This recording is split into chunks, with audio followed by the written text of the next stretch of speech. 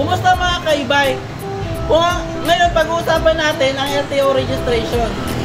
Kailangan mo po iparehistro ang e-bike mo, kailangan mo kumuha ng license, kailangan mo rin magsuot ng helmet. Kadaan kang madalas sa main road.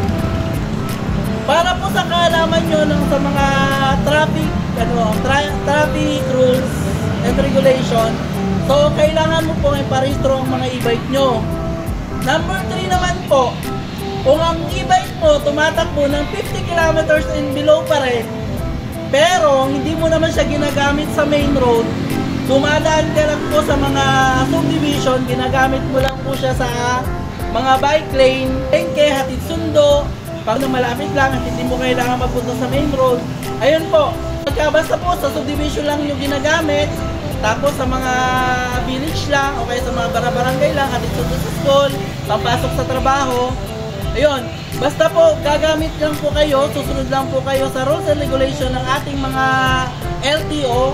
At saka isa pa, gagamit po kayo mga signal lights, yung mga busina, titingin kayo sa side mirror para alam nyo po kung mayroong kasunod kayong mga sasakyan.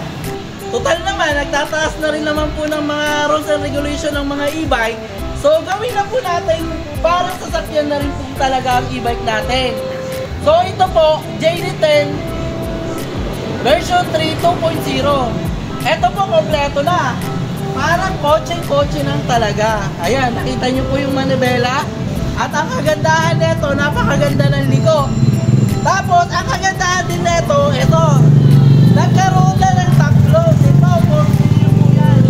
Libre na po yan. At 1,500 watts. Ito po, steering wheel na po siya. Yan. Steering wheel na. Kompleto na accessories. Tignan nyo po, may underlight, may crown light. Ayan. At saka napakaganda ng panel niya. Ayan. Ganda ng panel niya, di ba? May crown light. Tapos may voltmeter pa. May speedometer. At higit sa lahat, may aircon. At wala pong usok na makikita dito. Ayan. Wala po kayong malalanghap na usok.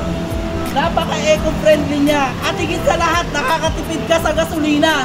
Dahil napakamahal ngayon ng gasolina, kaya marami pong nag-i-e-bike, kahit po yung mga liit na yung ang dami-daming restriction na pinapatupad para sa mga e-bike.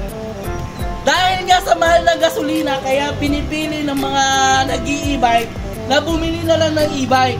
Una sa lahat, hindi sila mahihirapan mag-abang ng mga sasakyan. Pangalawa, napaka-convenient gamitin.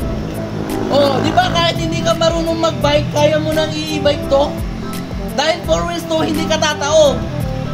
Pangatlo, eco-friendly, nakatulong ka pa sa kalikasan, di ba? Meron din po kami sa branch sa Taguig at saka sa Taytay. Kung gusto nyo po silang kontakin, punta lang po kayo sa page nila sa Taytay at saka page sa Taguig. Ayun po. JD Super E-Bike Taguig, JD Super E-Bike sa Taytay. At saka dito naman po, JD Super E-Bike sa Novaliches, Quezon City, Makaya, Kumpag.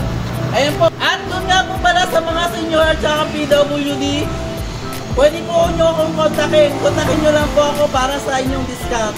At yun lang po, maraming salamat po. Bye-bye.